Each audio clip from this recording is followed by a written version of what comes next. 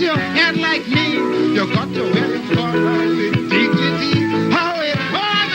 Luck is beautiful. I said, sing it along. Luck is beautiful. Say, I'm black and brown. It's high time that we get rid of that old slave mentality.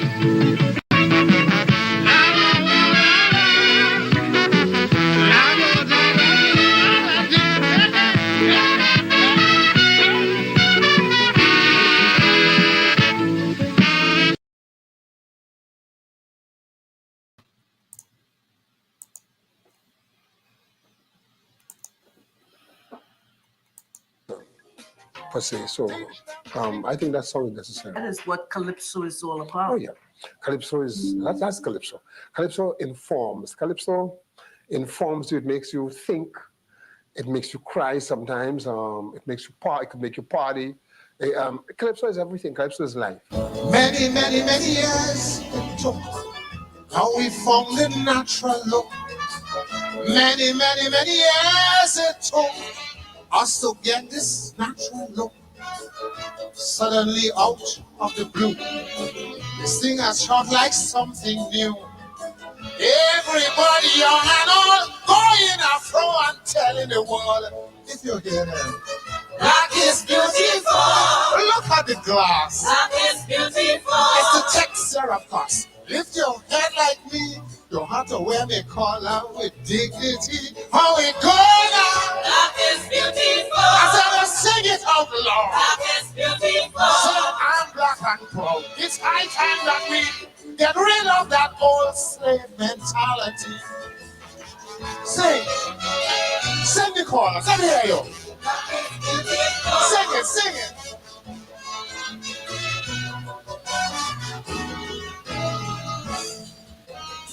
It's quite important, simple though it seems. We have achieved what once was thought a dream. We have been imitating in the past. Now we have found our very own at last. No more hot coke to press the hair, and no more bleach cream to make us clear. Proudly I say, without pretext, no more inferiority complex, because we know that black is beautiful. Look at the glass. Black is beautiful. It's the texture, of course. Lift your head like me. You have to wear me collar with dignity. How it go now? Black is beautiful. I said, sing it along. Black is beautiful. I'm black and proud. It's high time that we get rid of that old slave mentality. Sing it. Black is beautiful. Everybody sing it. Black is beautiful. Sing it.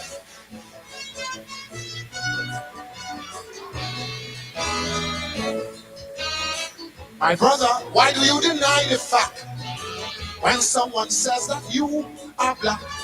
Your skin is very clear, I do agree. But don't you know you're a black man just like me? There is no in-between in race.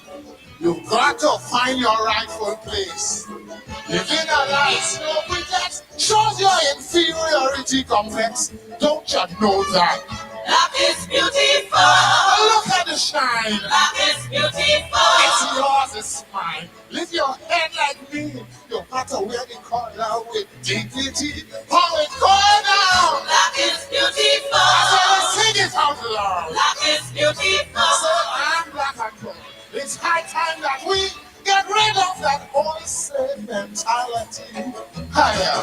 Black is beautiful. Black is beautiful. We go now. Black is beautiful. I said, let's sing it out loud. Black is beautiful. So I'm black and proud. It's high time that we get rid of that old slave mentality. Sing the chorus. Let me hear you. Sing it.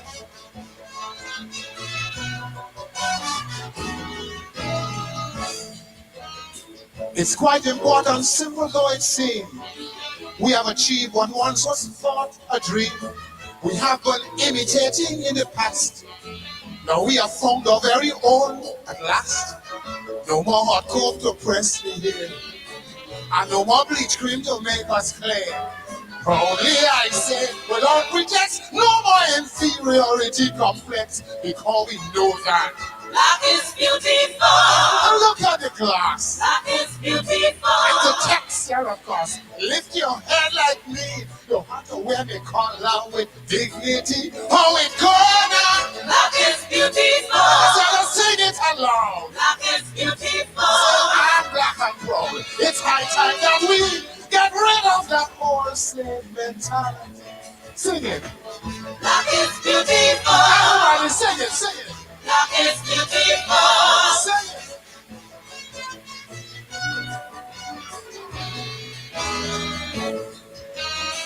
My brother, why do you deny the fact when someone says that you are black? Your skin is very clear, I do agree. But don't you know you're a black man just like me? There is no in-between in race. You've got to find your rightful place. Living a life no pretext shows your inferiority complex. Don't you know that? Black is beautiful. Look at the shine. Black is beautiful. It's yours, it's mine. Lift your head like me. You have to wear the collar with dignity.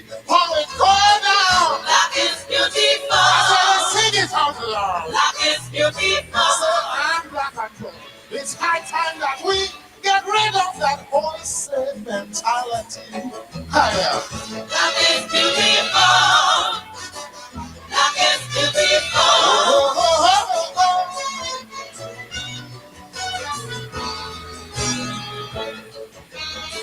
I hope you don't misunderstand me now. I'm not comparing us with anyone.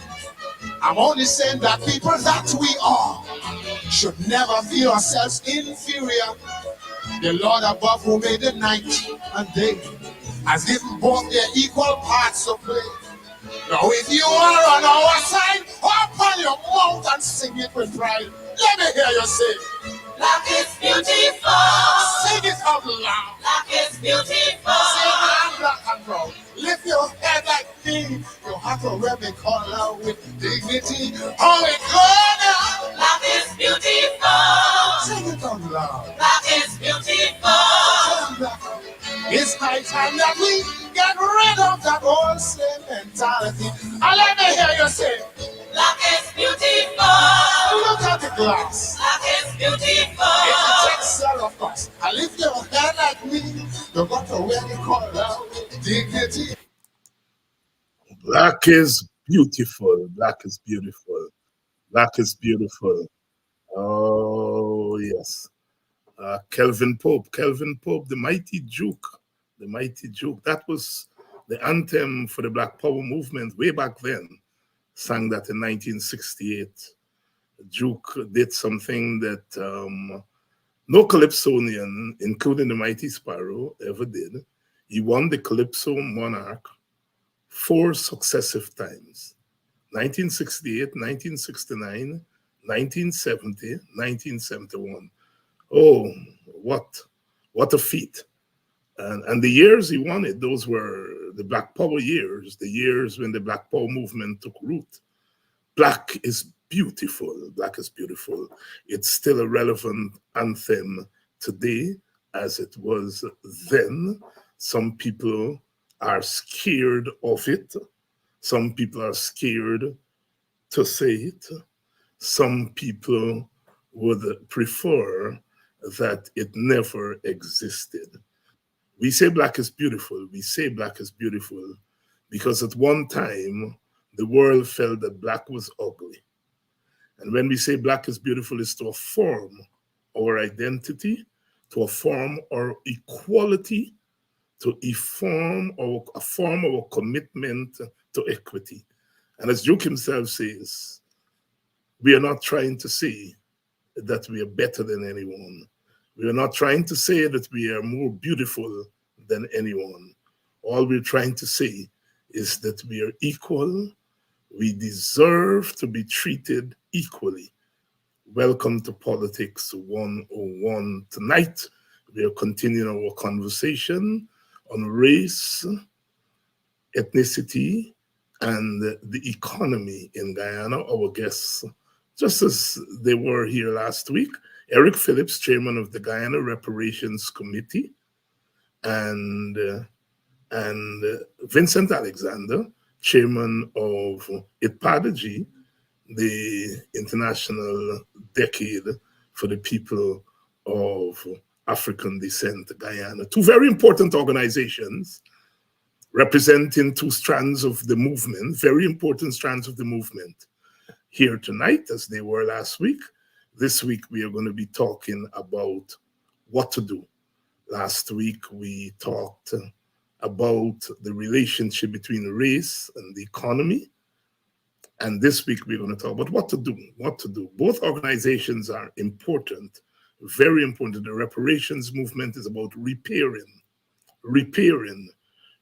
That's where the term reparations come from. It's about repairing. And after more than 400 years of enslavement, in our instance, it was not quite 400 years, but after such a long time, it's time, always there is a need to repair. We in the African Guyanese community, we're always trying to repair the scars of bondage, trying to repair the damage done psychologically, economically, politically, all the killing that you can think about, we've got to repair. And ITPADG is also about repairing because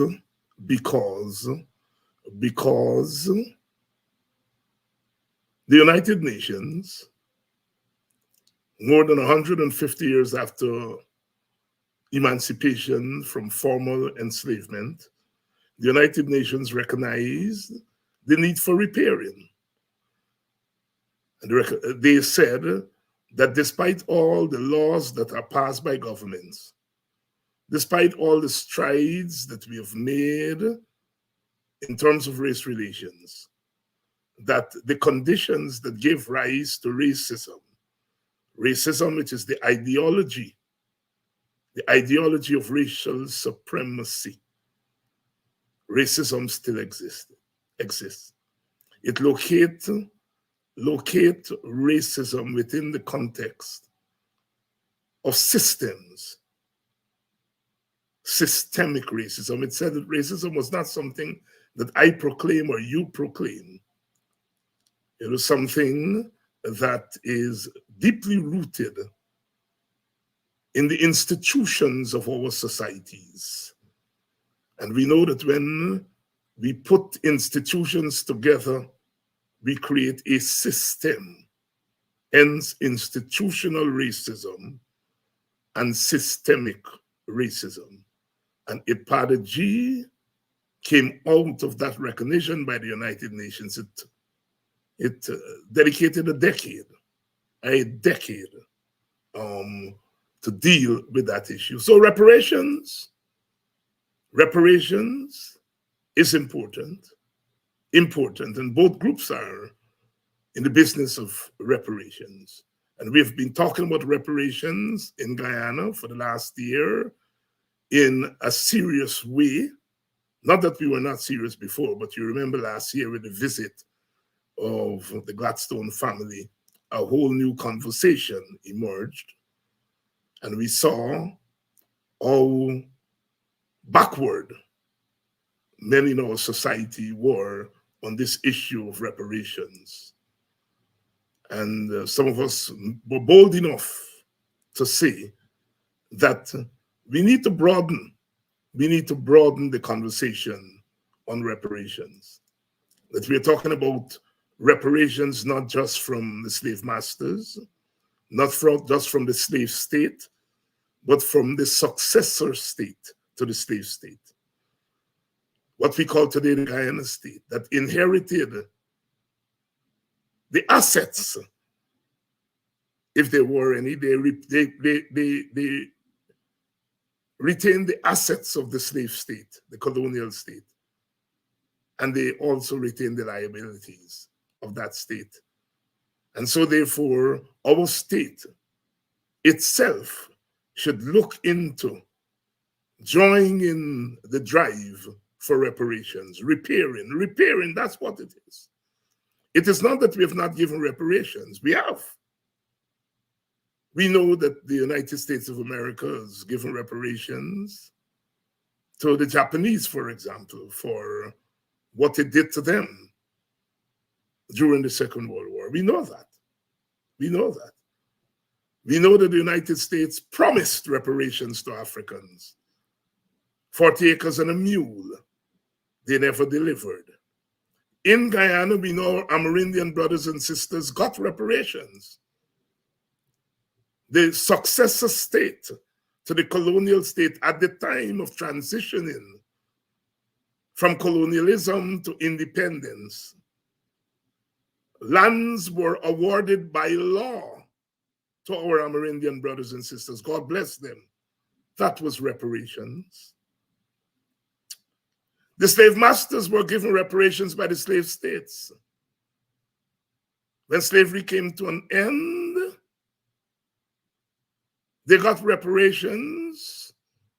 The indentured system that brought our Amerindian and our Chinese and Portuguese and East Indian brothers and sisters here, that system itself was a form of reparations to the slave masters. We know that when the Chinese and Portuguese came here and they did not fit in to the plantation system, or they were not fitted into the plantation system, they were given affirmative action. They were given license to get into the entrepreneurial sector when Africans were denied license. That was reparations for Portuguese and Chinese. And we know our East Indian brothers and sisters were given easy access to land. Easy access to land once indentureship was finished. That was a form of reparation. So reparations is a fact of life. All groups get reparations. White people in the United States of America, as a result of something called the Indian Removal Act, an act passed by Congress in the 1830s, transferring lands that were owned by the native Indians, transferring those lands to white Americans. The Indian Removal Act, a law passed by Congress. And when the Indians, the American Indians, refused to give up the land, they were forcefully taken away from them and they were herded west in what is now known today as the Trail of Tears. And the lands were given to white people. That's the American dream. That is how white people came to own property in America. That was reparations. Reparations are a fact of life. The only group in the Western Hemisphere, the only group in Guyana that was not afforded reparations is the African. And we must say it, not because we are jealous of reparations given to others, but because we are saying, by God, we are equal and we deserve it and we merit it. Because our experience has been singularly unique. Unique. Welcome to Politics 101. We are doing it tonight as we do it every night at 7 o'clock during the week. It's a place to be. Welcome to you. If you're joining us from the United States of America, you're joining us from Canada, anywhere in North America, anywhere in our Caribbean, anywhere in Europe, England, France. Welcome to Politics 101. Our brothers and sisters over there in Cayenne and Paramaribo, meaning Suriname and French Guyana. Welcome to Politics 101. And to the brave brothers and sisters who still are there in Baracara. Welcome to Politics 101. There's all this stupid talk. I discovered young Shamar Joseph, who lifted the Caribbean region on his shoulders and brought us again into the limelight, as we have always done. We have always lifted the Caribbean on our shoulders. And that young man with a blue stool lifted the Caribbean on his shoulders. and allowed us to breathe and to see the light again, so many of us wept openly. We saw a few nights ago Professor Clive Thomas breaking down and crying as I asked him to make the connection between his own work and what that young man did. So many of us wept tears of joy by the rivers of Babylon, where we sat down and where we wept. We were always weeping by the rivers of Babylon. And I hear some of you are trying to criticize that brother because he said thanks to President Ali for helping him to get a contract in the CPL. And we are beating him on his head and saying he should not doing that. Well, was President Ali the only person he thanked? Before he thanked Ali, he thanked Barakara. He thanked Guyana. He thanked his teammates. He thanked his brothers and his sisters. He thanked Romario Shepherd. He thanked Ian Bishop. He thanked so many people. President Ali is only one person that he thanked, but yet we are beating him up. What kind of people are we? So quick to pull down our own people. If we wanted him to say black is beautiful, my God, why should he have to say it when many of our political leaders can't even say black? Something is wrong with some of us. We're always a grateful people. And if President Ali helped him to get a contract, say, nothing is wrong with him saying thanks. That's not the only person he said thanks. Perhaps that's the last person he said thanks to.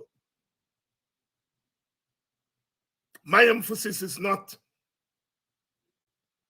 on whether he said thanks to President Ali and thing. My emphasis is that President Ali and his government should now recognize that part of the salvation in Guyana lies in the Shamar Josephs, lies in the Barakaras of our Guyana. And he should commit at the level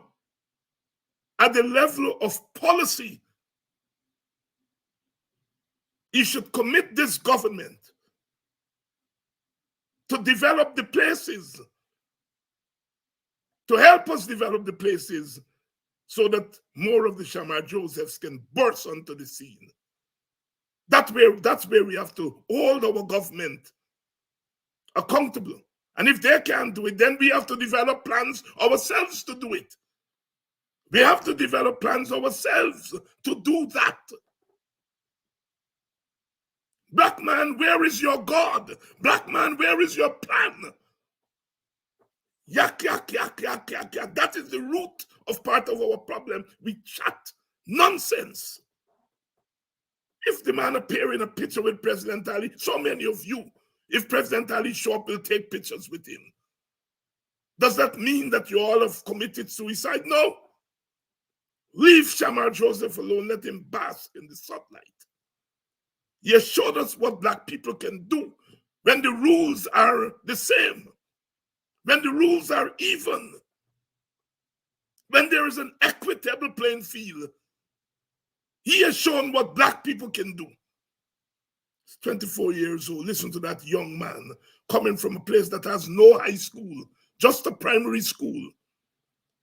He speaks well. He's a thoughtful young man. Leave him alone. Get off his back. He should inspire us, not for us to sitting on the sideline and yapping. That's my 2 cents tonight on that issue. You all don't get me going here. Don't get me going on that. Welcome to Politics 101. I love you all. I love black people. Some of us are misguided, you know. If you leave us, you know, some of us will say we didn't come here as slaves or enslaved people.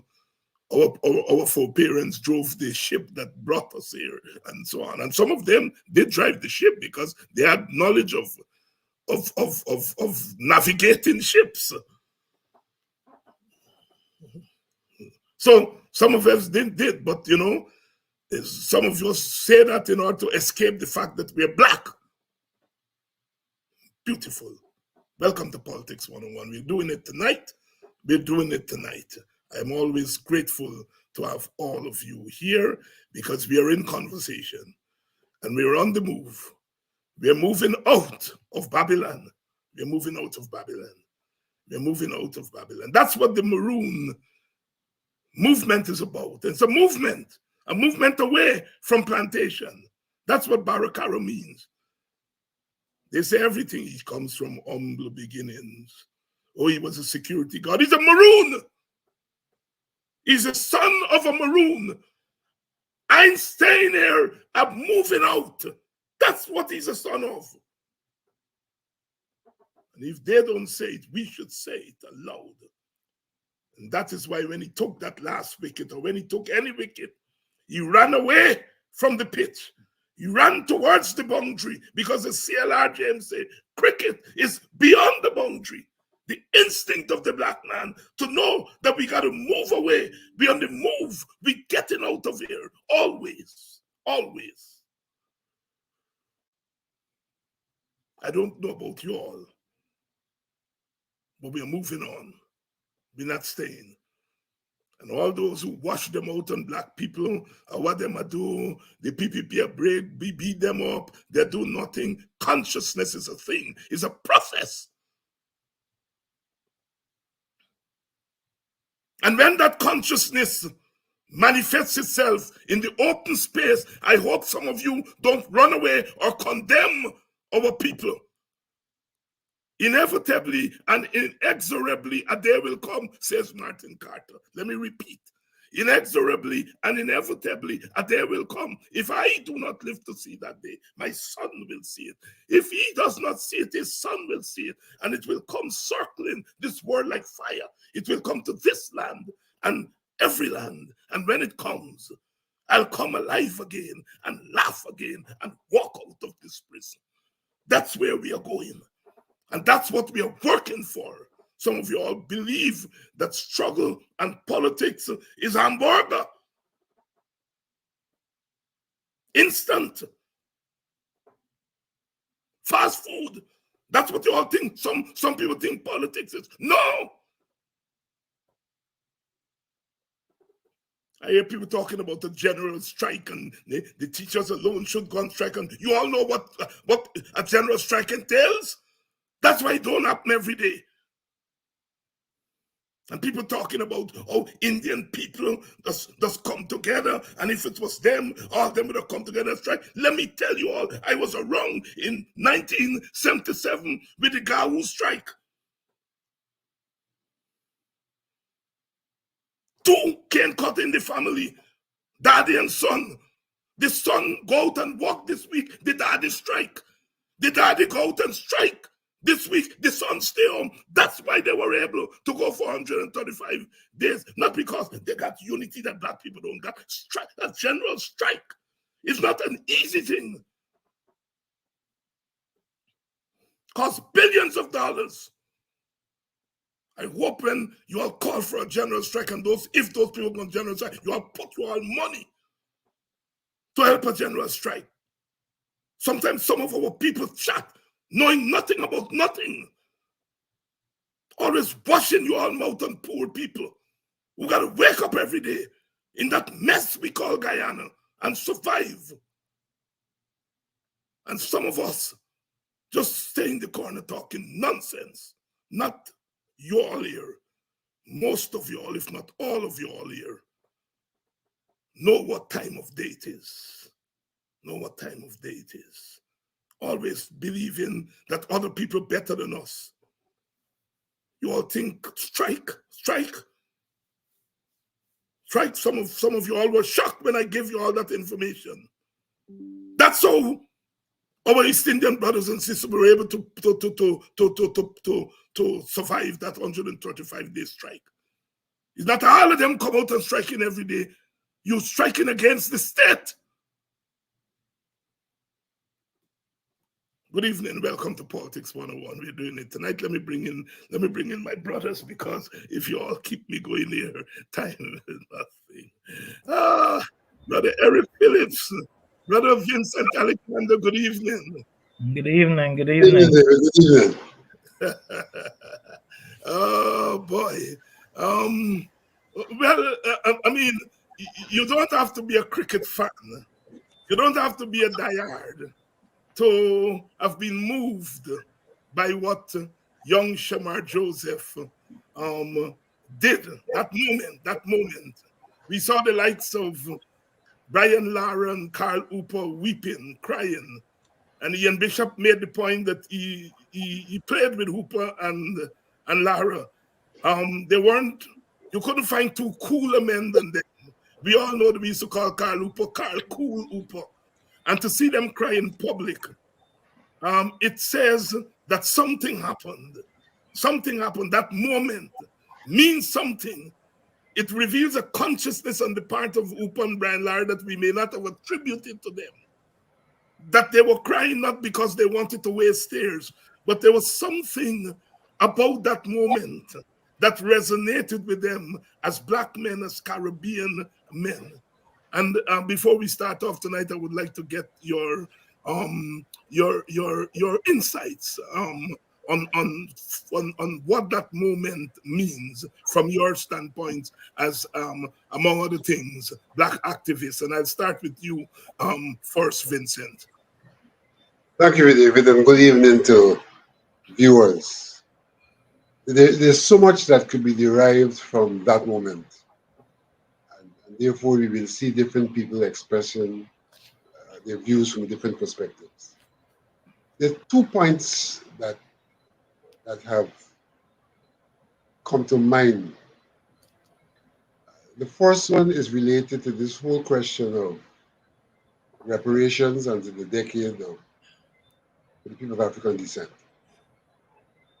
We know that this decade is centered around the question of equity,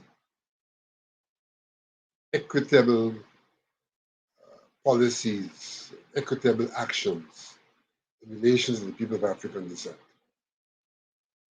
The Shamar Joseph moment gives us a clear understanding of what equity means. Clear understanding. He has emerged because of an equitable situation and an equitable disposition. Here is someone who did not have a level playing ground with others. He had the ability, he had the capacity, he had the disposition. But unless special attention was paid to him, he would not have been able to put at the disposal of West Indian cricket himself with his ability and capacity. It is because there were those who saw him and outside of the normal circumstance and normal consideration said, here is someone with talent. Here is someone with commitment. I will rise him up. Forget about all the normal approaches which says you have to play schoolboy cricket and first-class cricket and play for the nation.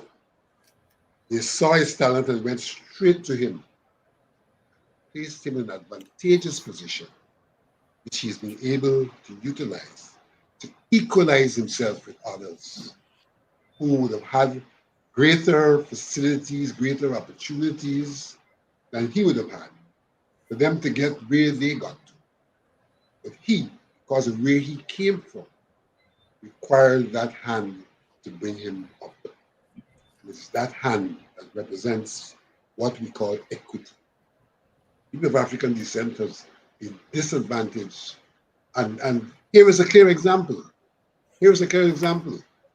Here is a community that became a maroon community because they were escaping from enslavement. And therefore, they got outside of the routine system that reached out to communities and to give them the resources for their growth and development. They were disadvantaged in relation to other communities and other Guyanese.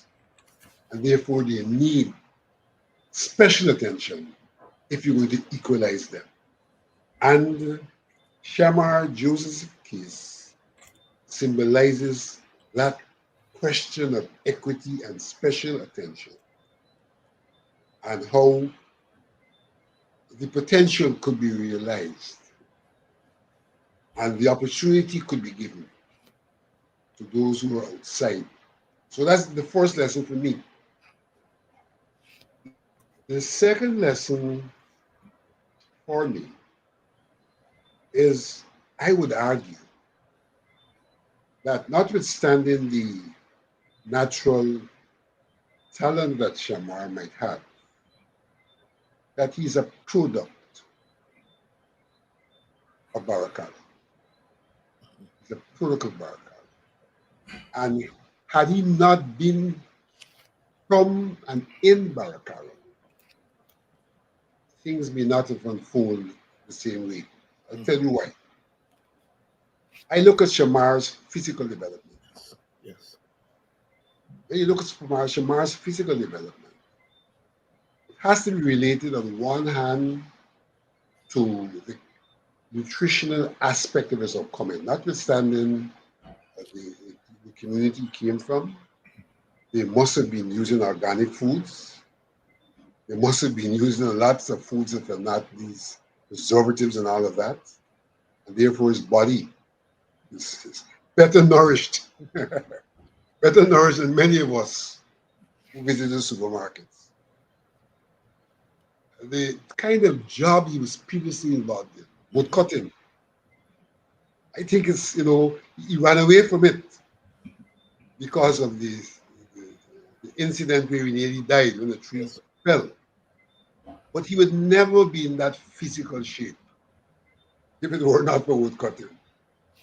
And so he's a real product of whatever circumstances there is in Barakara, the product of that circumstance. And even as we seek to ensure that places like Barakara are developed, we also have to ensure that we try to preserve elements of the culture that can allow for the production of people like Shamar, what food they eat, what healthy lives they live. And so there are many lessons beyond cricket to be learned from this example. And cricket and every other thing should be pretty appreciative of how the preservation of certain things in our society can lead to the kind of results that makes us as individuals better and makes society better. Those are my two takeaways. I don't have to add all those other takeaways that have been added. I don't have to add those. But equity, it's a critical takeaway. And the preservation of the environment, the natural environment, the community environment, the healthy environment is what is largely responsible for the physical being, and I dare say the psychological being that we are seeing in the person called Shamar Joseph. Shamar Barakara Joseph. has got to be some place we turn to, like the Sankofa. Go back to Barakara to retrieve what's there that is beneficial to all of us as Guyanese. Thank you very much, Vincent. And as I bring in Eric Phillips, I'm anxious to hear Eric's location of the Shamar Joseph movement. As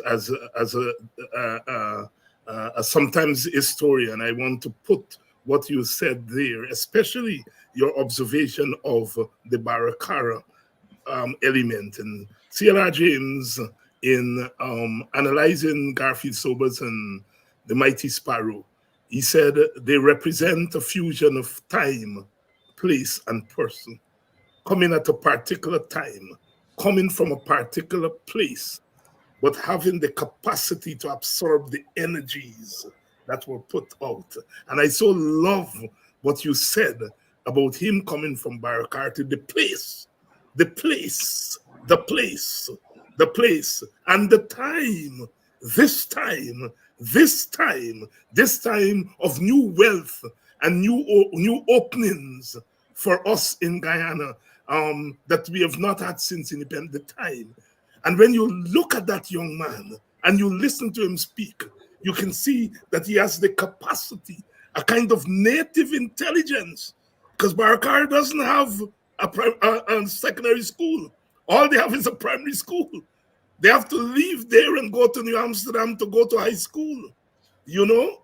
And yet, when you listen to that young man, you hear a native intelligence, which suggests a capacity to absorb all the energies that are coming his way from the rest of us beyond the boundary. Brilliantly put, Vincent. Not that I expected anything less than that. Eric Phillips, I am anxious, as our audience is, to hear your take on the moment. Good night, David. Good night, Vincent. Happy Black History Month, or rather, Black African History Month. We started it today. Today, I also would like to remind the audience that we have 300 Maroons from Guyana in Suriname. They're named the Quenties. They escaped the 1763 Coffee Rebellion, went to Suriname, and we found them there last year. And the conditions in which they live in sort of represented by what Vincent just said. So it's about freedom, and we've lost those people. But I want to simplify it, David. I don't want to localize it. We keep forgetting who we are. Excellence is in our DNA. We were the first doctors, lawyers, agriculturalists, teachers, warriors, surgeons. We built pyramids. We built the great Zimbabwe. The father of the internet is Philip Imiwali, a Nigerian that lives now. Why do we expect anything different? We're diminishing ourselves by saying that Shamar is extraordinary, and he is, but we are also extraordinary. It's just that we keep forgetting from our memory what we have done. We keep forgetting about Imhotep, the father of medicine, the man who did the step pyramid, Mansa Musa, the Moors. Everything we have done, we've done excellently. We built the first civilizations. You know, the Dogons found out that there was a third star millions of miles in the sky when there was no telescope. So we should appreciate Shamar for reminding us of who we are. And I don't want to politicize it because it goes far beyond that. It's about opportunity. It's about our DNA and the excellence that's instilled in us. We have a lot of doctors and lawyers in Guyana whose grandparents can't read and write. So how come they are doctors and lawyers? It's in our DNA. So I think we need to broaden the discussion to let our young people realize who we are. Know thyself. We're great people. We're the first people. It's in our DNA. It doesn't go away. When our ancestors left the villages in emancipation, they went and created villages. It's in their memory. It's in their DNA. They went into the gold fields because in Ghana, that's where they were digging gold ancestrally. We had people who came here before Columbus. The Moors brought the first Europeans with Columbus. So I think we need to broaden it, appreciate him, support him, but let our young people know he's just another example of who we are. And he was given the opportunity to shine. He went through all sorts of difficulties, and that's what we're going through. But it shows that we can overcome because it's in our DNA to excel. That's how I wanted to address that. Thank you very much, my brother. Thank you very much, my brother. And these insights are important, but because here is Shamar Joseph inspiring discourses around the globe, around the world, inspiring this discussion here tonight. Young boy, little black boy, maybe barely have a secondary school education, certainly didn't go to a university. but here he's inspiring that discussion. Today, I gave an interview to Time Magazine, which is doing a story on Bob Marley, and they found me. And as I gave the first part of what should have been a 15, 20 minutes interview, it turned out to be the first part, which was an hour, and I have to continue. And I was reflecting when I came off that here I am, a little black boy, talking about another little black boy from St. Anne's in Jamaica to Time Magazine.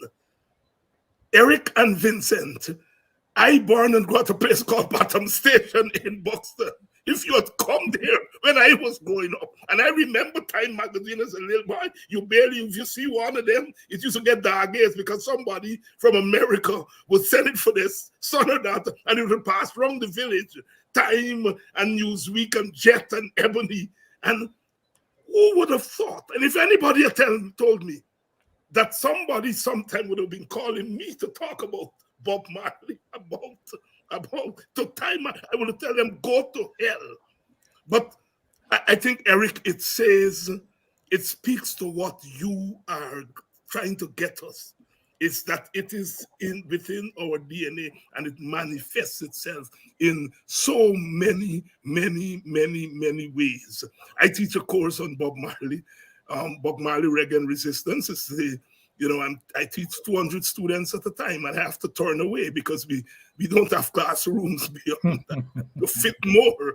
Within the first hour of it going live, it fills up, And anybody had said that to me 20, 30 years ago, I would have doubted them. It's good to be black. It's good to be Guyanese. It's good to be West Indian.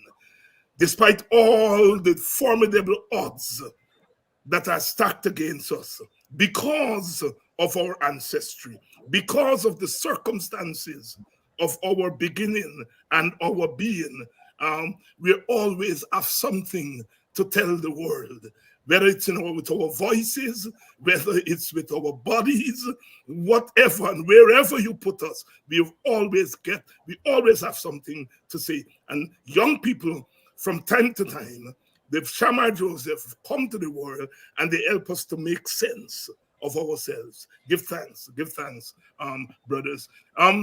Eric, since I have you, let's start tonight's discussion with you, because last week we said we wanted to talk about what to do.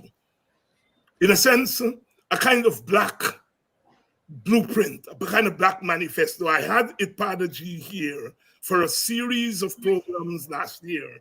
I think there might have been 6 or 7 of them that we did, in which they lay out the plan and so on. And we come back to that. Plan. If we study our history, our people never move without a plan. The village movement could not be something that fell from the sky. It had to have been part of a grand plan. I, as a small boy, did a play written by Guyana called Promised Land, really showing how Buxton was bought. And you hear the characters in the play, planning. And the old lady gang there and say, Picnic, you be careful. Bush guys. They were very jealous about their ability to sit under the Komaka tree and plan.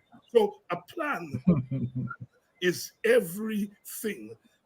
Eric, let me start with you.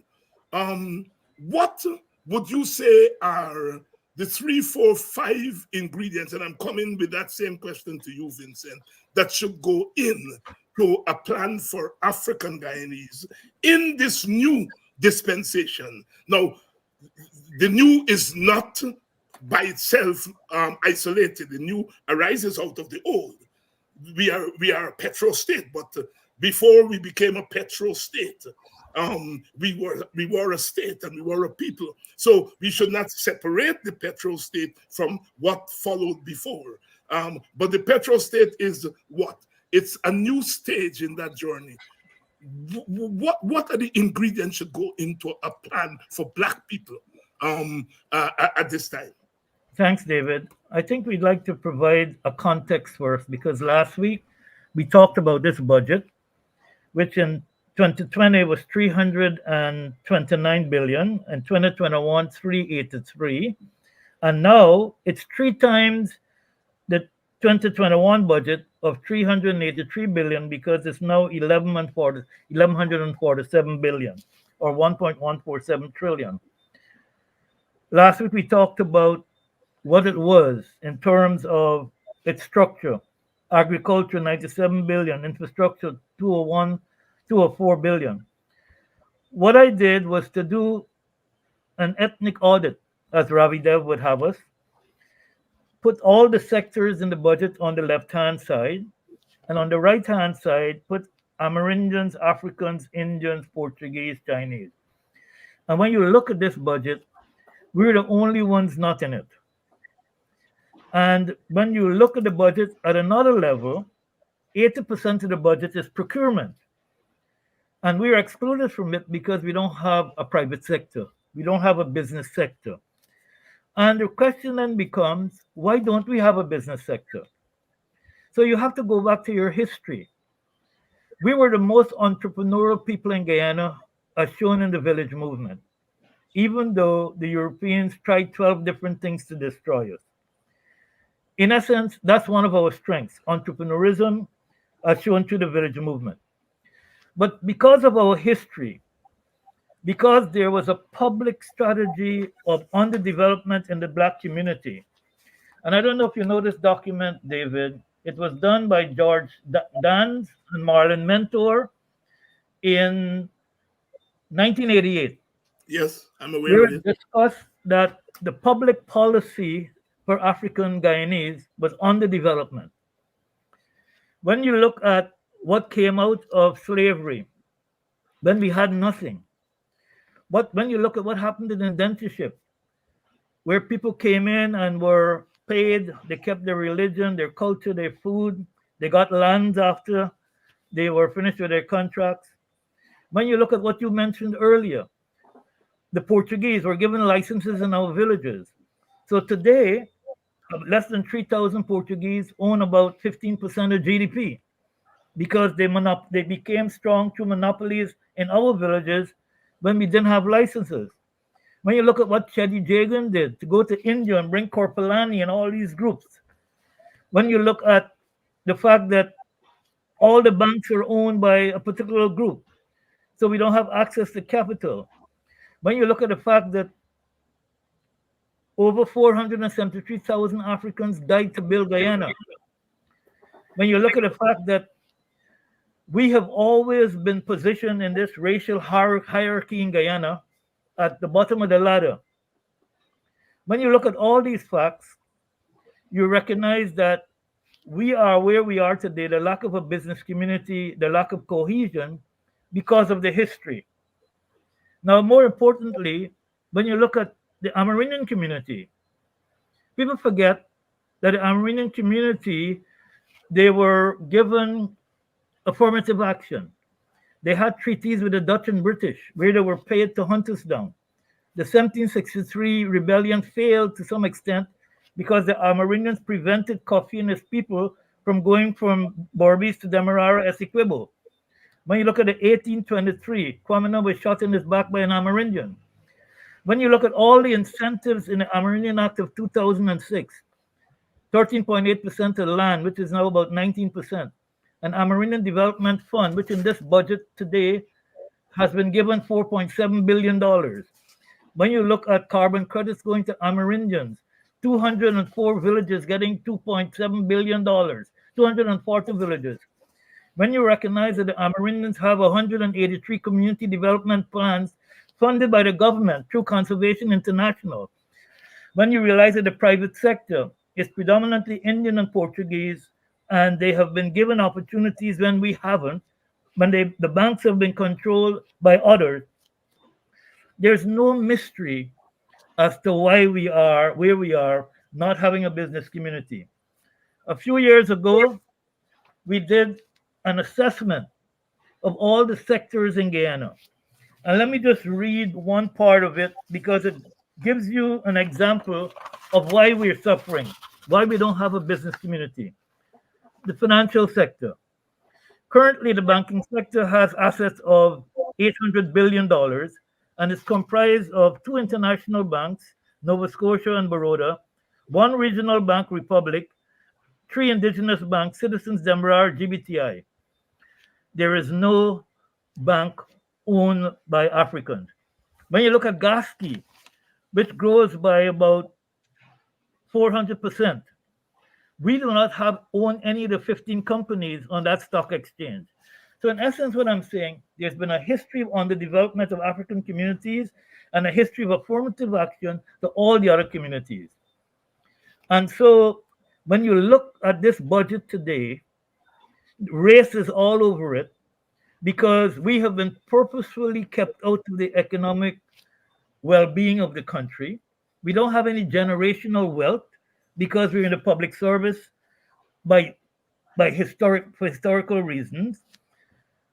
And when you look at where we are and what we need to do, then you have to look at what are our strengths, what are our weaknesses, what's the political environment, what's the technological environment. And I've done all of that. I did a pestle analysis, I did a SWOT analysis, I did a sector analysis, and I've come out with key risks, development priorities, and key success factors. So to give you five will take, I want to take you through Yes. all of that, but I can't. I think we need a separate session to take us through all the things. But Oh, here are the key risks for me. yes. Climate change. By 2030, Georgetown is underwater, according to IPCC, and all of our villages, all of our capital assets, all of our generational wealth, Buxton, Victoria, all of that, those are at risk. No one is addressing that, either the PPP or the opposition. When you look at the political risks, we should recognize by now that winner take all is detrimental to African Guyanese. We had 80,000 Africans at emancipation, and between 1838 and 1917, 239,000 Indians were brought here, 75% went back. And so that difference in a winner take all system will always be on the side of in, in the Indian community. And when you look at what this budget says, this budget is a very political budget where it gives Amerindians carbon credits, where it gives them 4.6 billion, it gives them a ministry. And if you look through all the different areas, 1 billion for jobs for CSOs. So you have the political in charge nurturing the Amerindian community so that they will vote for them at our expense. Because even though the Amerindians are also not in this ethnic audit, because they also don't have a private sector, there are a lot of things being done to support the indigenous community, rural electrification. Region 9 is an agricultural hub. Carbon credits. Now, the issue with carbon credits is interesting because carbon credits come out of the low carbon development strategy, which says that any community at risk to climate change should get funding. The indigenous communities are getting 2.7 billion. All of our villages are at risk to climate change, and we got zero. So when you look at all these things, you can understand where we're heading. So apart from the other key risks, economic marginalization, cultural marginalization, and we have a whole new population of Venezuelans here. And the fact that when you look at our business community, we have hucksters. And over the last couple of days in the media, they're talking about getting rid of hucksters. They're talking of bringing in big buses. So all of the areas in which we are operating are going to be damaged. When you look at the Chinese government supporting the Chinese to bring supermarkets in our communities and all over Guyana, all the entry jobs, all the entry businesses that we could get into are gone simply because we don't have capital, we don't have a bank. So what did the government do? They gave Lloyd Haynes a merchant banking license, not a commercial banking license. The African community needs capital accumulation. It doesn't need a merchant bank. It needs a commercial bank so that we can do things for ourselves, so that we can leverage our lands. So those are the key risks. That's, Key success factors. political articulation by the opposition of the needs of the African community. We need to focus on the agriculture and village diversification. We need to also articulate the need for national service that would include the University of Guyana Technical Institutes and vocational schools in that architecture. Because when you look at common entrance examination, we honor the top 150, but 8 to 9,000 people drop out. And most of those are our people. So when you look at an oil economy, we're not educating African Guyanese to participate in that economy, which reinforces the exclusion from the private sector, which excludes us from ownership in the oil and gas, etc. We also look at we need village diversification through community entrepreneurship. We are natural entrepreneurs. The village movement told us that. And we also need to teach history in school. Because until history is taught in school, other races will never respect us because they'll get the racial entrepreneurs saying that we're lazy and we're monkey. Look at the last election.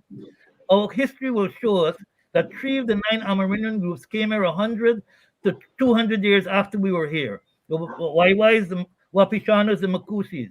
It will show you what Indians got in terms of the villages in Wim and all these places after indentureship. It will show you the whole history of why we've been deprived when others have been affirmed.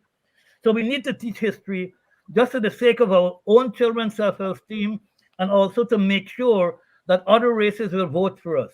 Because if they believe Africans are animals, they won't want to vote for them. It's the same caste system idea that we're at the bottom of the ladder, and why should an Indian vote for a black man who's beneath me? So those are a lot of things. Yes. Development priorities, agriculture, we need a bank, capital accumulation, and we talked about it here. We described this. We gave this to the Granger government. Here it is. Government interventions for banking, a whole 9 of them. This Yes. and we did every sector, financial sector, we did land, we did agricultural sector, we did the water sector, energy sector, transportation, logistics, all of that. This has been done. And we are going to get into some details of that plan that you have there, Eric, but allow us to bring in Vincent so that he can weigh in this early stage of the development of what is to be done. What is to be done, Vincent? Did you read that book by Lenin as a small book? And I'm sure in the YSL.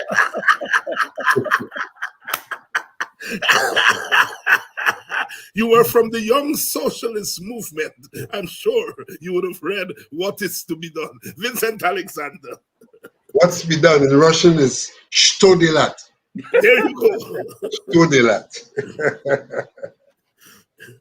I think the first thing that has to be done is there has to be the acceptance of our reality. A definition of it and an acceptance. Right.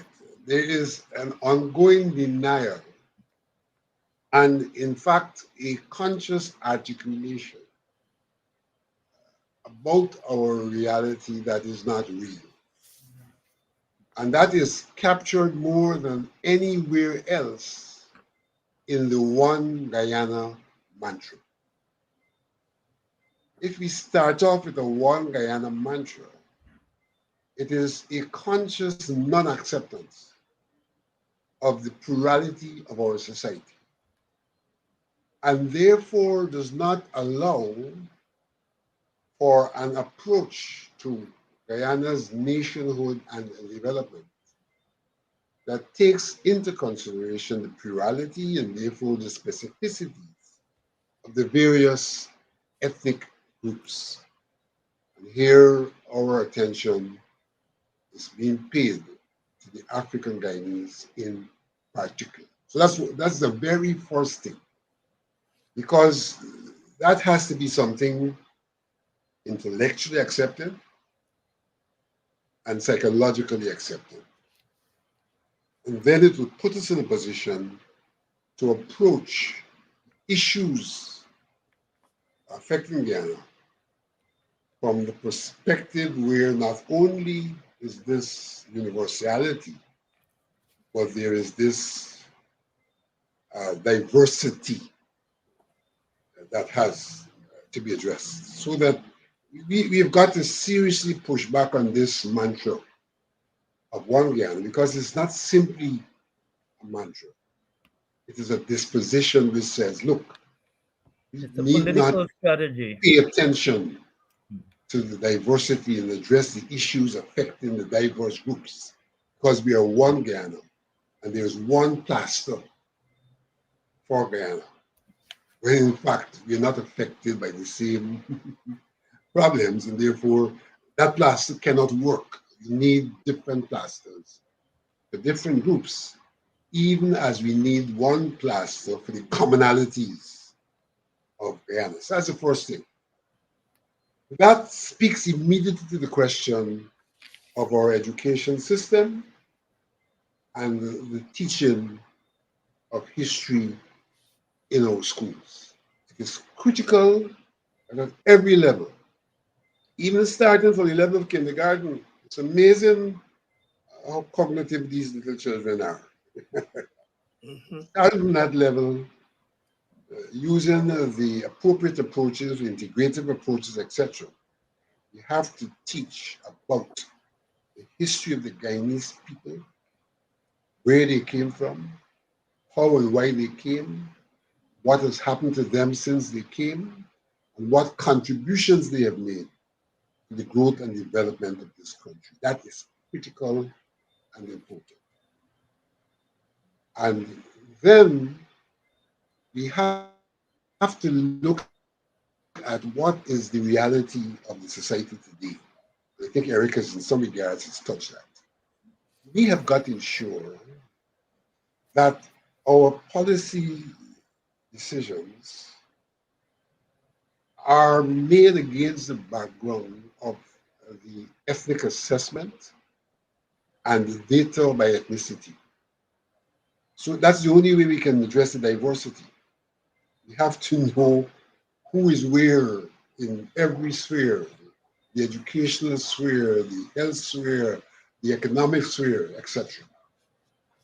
So that from a policy perspective, you've got to start to inform policy by data that reflects ethnic realities of our society and how we are positioned in the various sectors as ethnic groups, and therefore what kind of attention is required for equalization through the application of equity as a mechanism for equalization. We have to recognize the psychological and material disparities, psychological material, and to break down the insipid psychological warfare that goes on in this country. There's a psychological warfare that seeks to perpetuate the mental slavery that we have been subjected to. Through We have control been of the media. physically freed but subjected to mental slavery. Mhm. I want to give a very living example of the psychological warfare. Two examples. I always recall a living experience I had where I'm driving my second-hand Jeep. You still got it. And I still have it, 20 years of it. And a little black boy approaches me at the gas station. And all he could say to me is, you're driving Bossman Jeep. Mm-hmm. His psychological disposition does not see a black person as being the owner of that Jeep. And he's not in a position to aspire by virtue of the acceptance that we can own. He can't aspire. He has to accept that boss man Jeep you can drive. You know? So that we have to get to the point where that psychological disposition changes. But that psychological disposition is being perpetuated. And come to my second example. If you go down think it's Vincent Road it's called, just beyond Lemaha Street, you will see a signage up there of the School. Guyanese who have done well in education. Yep. Yep. Mhm. Mhm. You have Warfare. 5 Indo Guyanese. I'm not saying those 5 Indo Guyanese haven't done the best. I'm not saying that. I'm not taking that away from them. But in a multiracial society, where one of the challenges is a psychological state of people, it's an insensitivity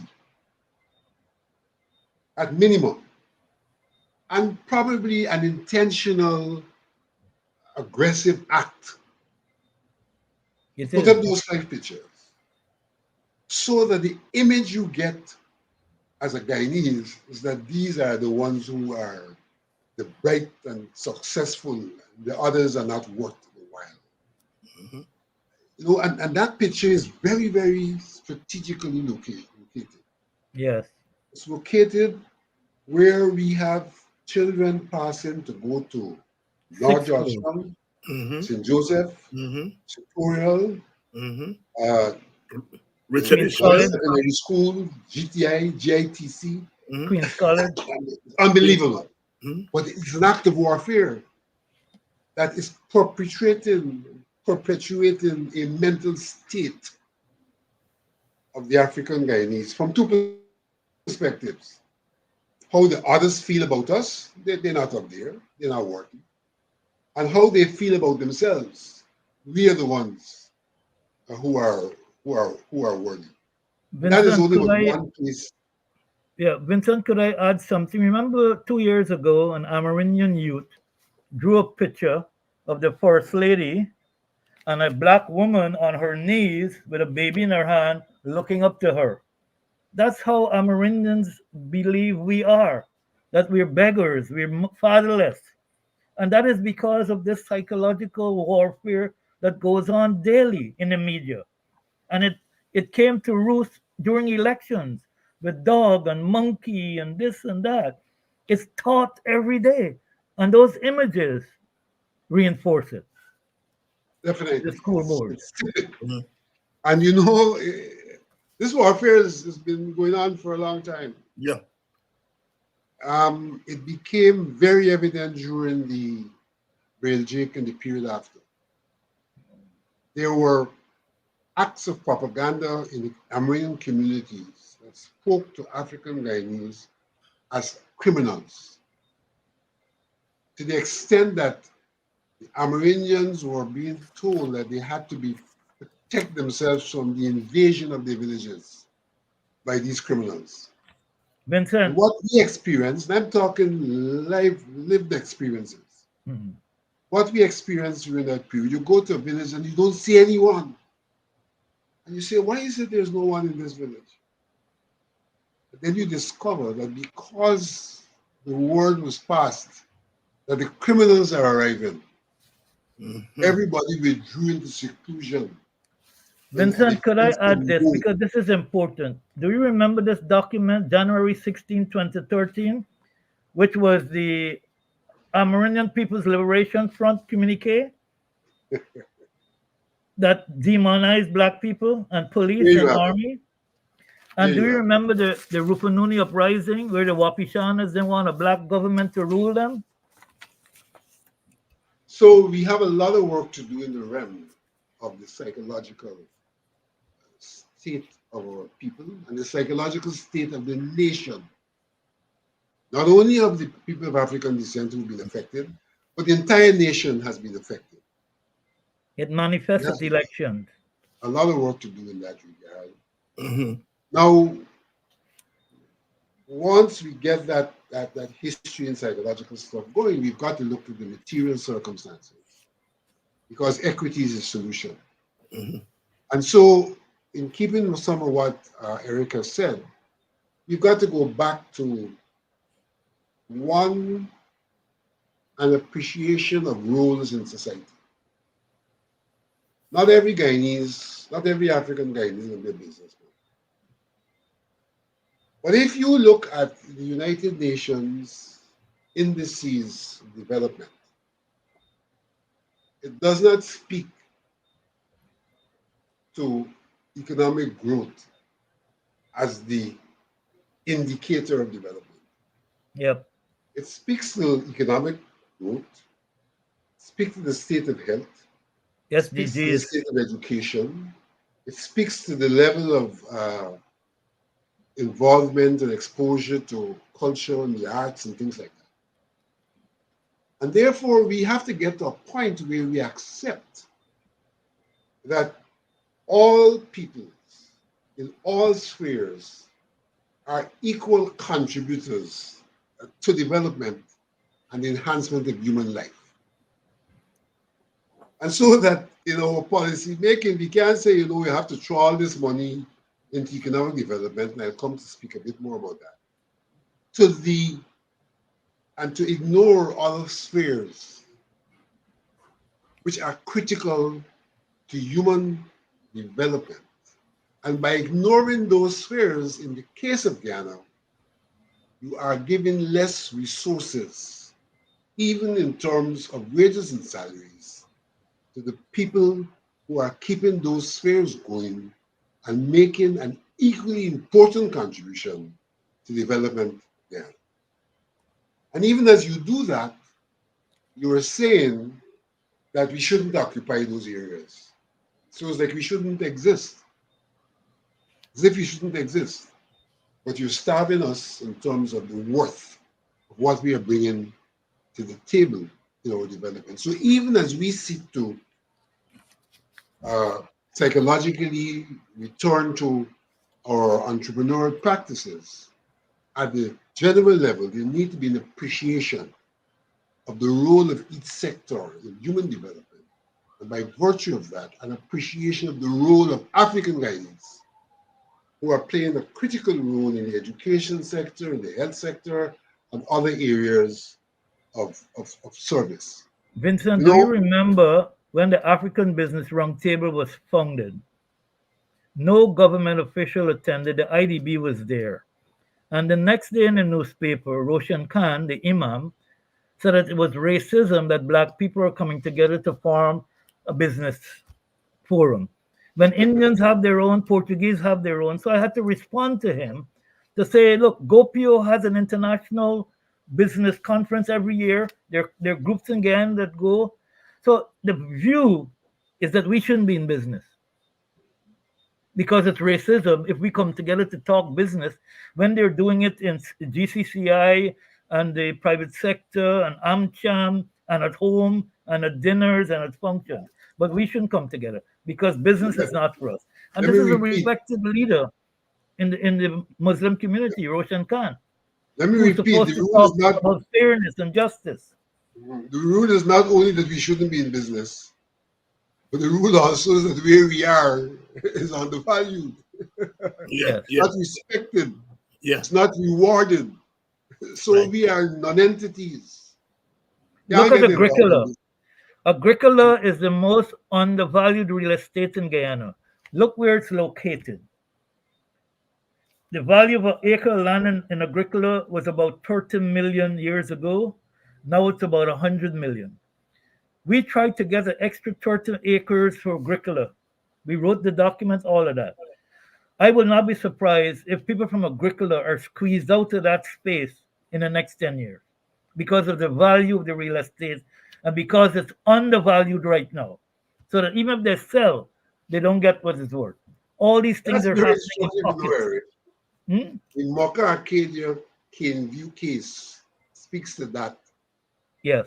because when Irfan Ali was the Minister for Housing, he went to Mocha Arcadia, told those people that they should build proper houses. He advised them that they should uh, turn the houses around to face the road, the area where a road will be built, because the value of the real estate would go up. He became president. He went back to Mocha Arcadia, took a meeting at the community center, and told the people that, look, we're building this road. And Eminent those of you domain. who are adjacent to the road, your value of your real estate will go up. He told them that. I met him in a brief discussion, and he, talking about what he's doing for African Guyanese, mentioned Mocha Arcade as one of the places where he's making a contribution, and said specifically the value of their houses are going to go up adjacent to that road. You know what happened next? Lick them down. All of the houses were bulldozed. Eminent domain. Undoubtedly, the value of the estate there has gone up, and we are waiting to see what they're going to do, because where the people were bulldozed is not where the road is. It's adjacent. Mm-hmm. And there must be some reason.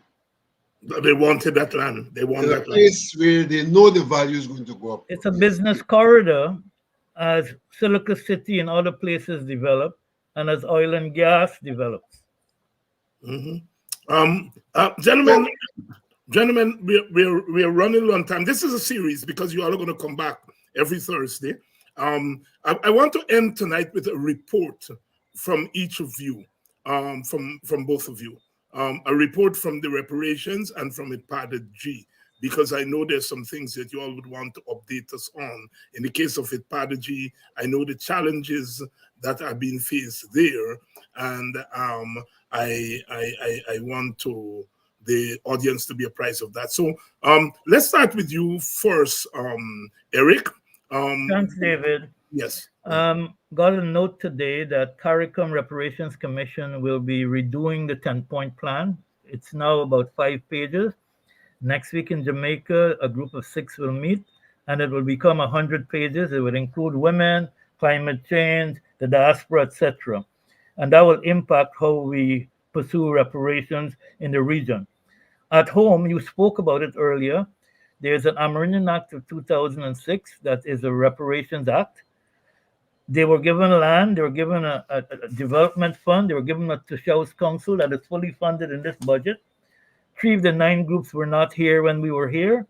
So we need to get reparations from the sovereign state that inherited the assets and the liabilities.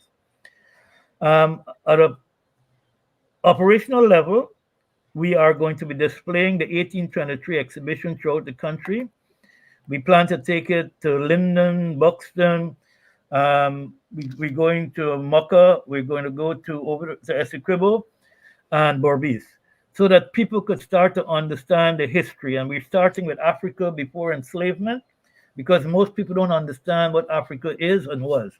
Right now, Africa before enslavement is being shown at AGDA for Black History Month. We also have planned to do a major international conference in reparations in March. And we also plan to visit the Quenties, who are our Maroon brothers from 1763, who are in Suriname, disconnected from us. And it's quite sad that they've been there for 200 years plus. And we only found out about them last year. Last year. So that's Eric, just a quick update. Yeah, the reparations committee, you meet every Thursday, no? Every Thursday from 5 to 8:39. I left early today. We started early so that I can get back here on time because the traffic is maddening. Yeah, and if every anyone, Thursday we meet at the Museum of African Heritage. If anyone wants to join or to participate, to contribute in any way, it's open to the public. We're the only group in the Caribbean that's open to the public. Everyone else is just commissioners. We have 50 to 60 people every week. Okay, any contact number, any website, email yes, address? 226-5519. 226-5519, the Museum of African Heritage. 226-5519. Vincent IPADA G, I know that there's some challenge here. The subvention has been taken away. It's there in the budget. It's still $100 million, but none has been given to IPADA G. And I dare say that that is one of the grave injustices of our time. What IPADA G is still there doing work. I know the challenges. Talk to us. Yes, indeed, the 100,000, which is which is an insult to the African Guyanese community in any circumstance. 100 million has been allocated, and the government has, against that allocation, put IPAD, not at Panaji. So, and it says it is there for activities associated with the observance of the decade.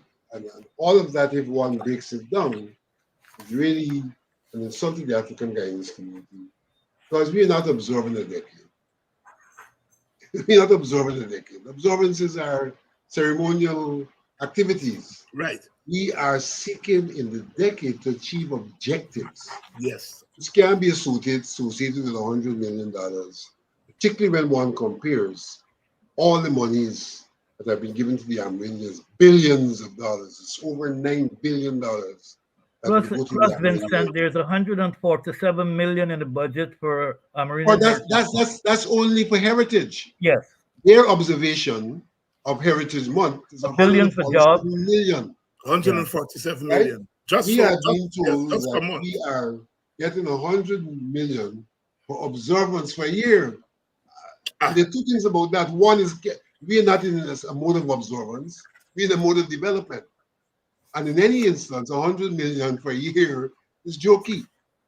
Now, you know that recently we've had, along with other African Guyanese organizations, to petition against the award of an award to President Ali, what is called the Global African Leadership Award. And we have argued that there's no basis on which he should get it. They have sought to push back, and we have seen DPI facilitating a release of two faceless organizations claiming to be organizations under some nomenclature of unity, saying Ali should get the award. But we have clearly shown that the basis for the award, poverty and equity, that on those bases Ali should not be given. But we've made an observation. You know, we've been doing work with the United Nations, and we've made an observation. The observation is this, that the government has rhetoric which seeks to suggest that they're doing things for the people of African descent. Of course, that rhetoric has not embraced post-emancipation need for reparations. It hasn't embraced that. But they have rhetoric which suggests doing things to the Africans. And we are pushing back against that. And so what we see in emerging is a situation where they are trying to do specific things to justify their rhetoric. And we see that as what we're doing is impacting. What they're doing is not what we're looking for, but certainly what they're doing is being done because they have to find a response to what we're doing. So here is Ali, who went to Ghana and talked about, you know, what he's doing for the African people in Guyana, and he came back, and the first thing he did is go to West Berbice and into Itika and made promises to the people. So it's important for people to understand that he's in government, and it's in government's money, it's our money that he's spending, and whatever he gives must be taken. Does not be taken against the background of a nice guy, a nice government. Against the background of the work being done by the African community itself, which is backing them up. Which is backing them up. And we have to continue that. Apology continues to function even though they're not given the subvention. Yes, we continue to How are you all making out? We are getting some donations from the African Guyanese community. We cannot shout about that. Right. Because everyone who supports us is targeted. Therefore, we have to be very protective of our people who are giving us. We are also reaching out beyond Guyana for assistance. And there may be things that we're doing that we may not even be mentioning. Right. Because the idea is really to impact the African Guyanese community with what we do, and not to have things shut down by those who don't want to see us succeed and don't want to see the African Guyanese community grow and develop. But Strategy Vincent, is very much David, there's aligned. a very big missed opportunity internationally. Guyana is on the United Nations Security Council and will be speaking. The government has chosen four areas: climate change, women and youth, global peace and conflict. With all the emphasis on reparations, this was the ideal opportunity to make reparations one of those pillars, and it wasn't.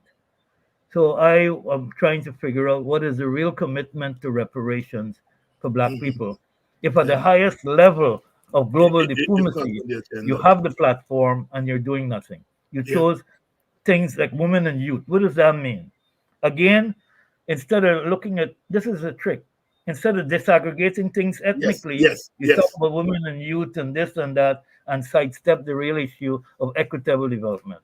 Mhm. Vincent, with your So David, permission, in terms of the work of the Padaji, we yeah, also credit union, you know, we formed the credit union. credit union, That yes. has its own life and it's up and running.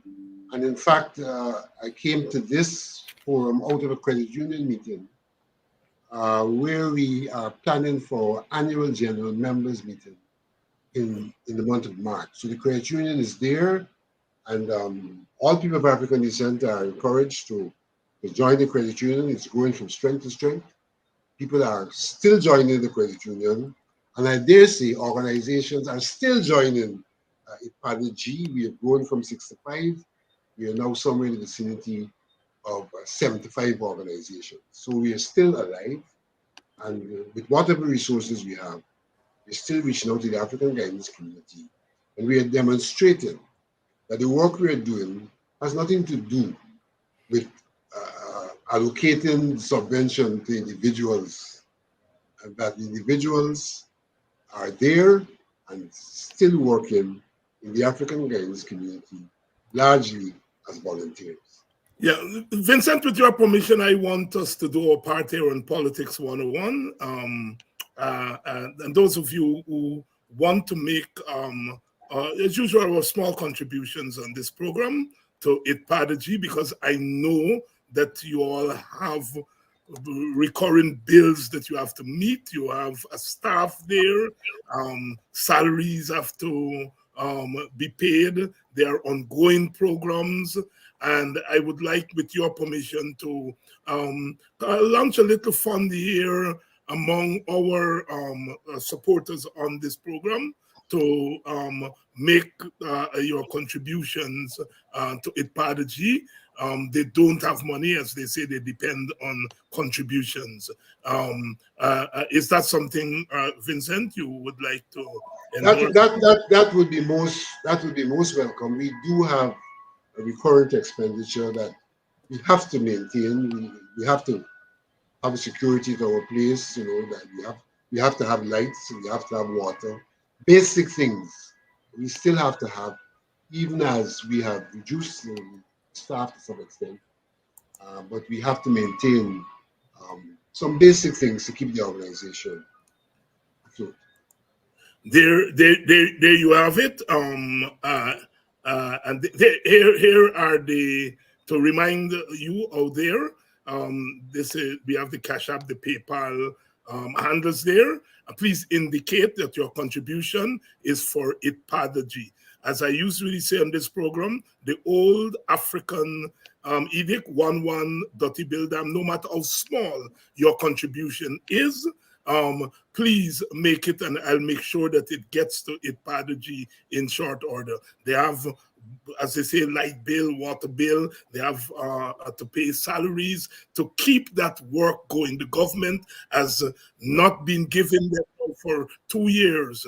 The subvention passed by Parliament of $100 million, they have not been giving them 1 cent. And so in our small way, we air on Politics 101. Please make a contribution, whether it's $10, $15, $20. Those of you who can give much more than that, we are going to be eternally grateful for it. But your $10, your $5, your $20 can go towards helping to pay the water bill or the light bill or the phone bill or any small bill for ITPADG. You all have come through when I've asked you for to contribute to organizations. I'm asking you in this Black History Month, to give to it Padaji. To give to Padaji. So please, the Cash App handle is on there, the PayPal handle. And if you are in Guyana and don't have access to these things, Vincent, where can they call to drop off a contribution, etc.? Our office is still open on a daily basis, and it's located at what previously was the residence of President Hoyt on the North Road between Light and Albert Street. And there's a big sign out there, and that's where anyone can go. We are open to the public to conduct business with us. Is there a number they can call? I must confess I don't have the number. Okay, you can, if you all can get that number to me, because I'll do that. This entire month we're going to keep that fund going. Black History Month, you all know this is Black History Month. All that MMG and thing that you all use in Guyana, if you all can get that information to me, that I can make it available to our viewers, especially those in Guyana. Those of you outside of Guyana, you all know the drill, Cash App, PayPal, etc. And we are going to make sure we get it to Itpadaji. Just indicate Itpadaji when you are sending the donation, because you know we use these handles for multiple purposes. So please indicate your donation is for Itpadaji, and we'll make sure that we get it. Vincent, Eric, I want to thank you all so much for coming on tonight, and you all laid the framework for what is to be done. And when we come back next week, we're then going to open it up. We're going to go to each of those areas that you mentioned. Eric, I am so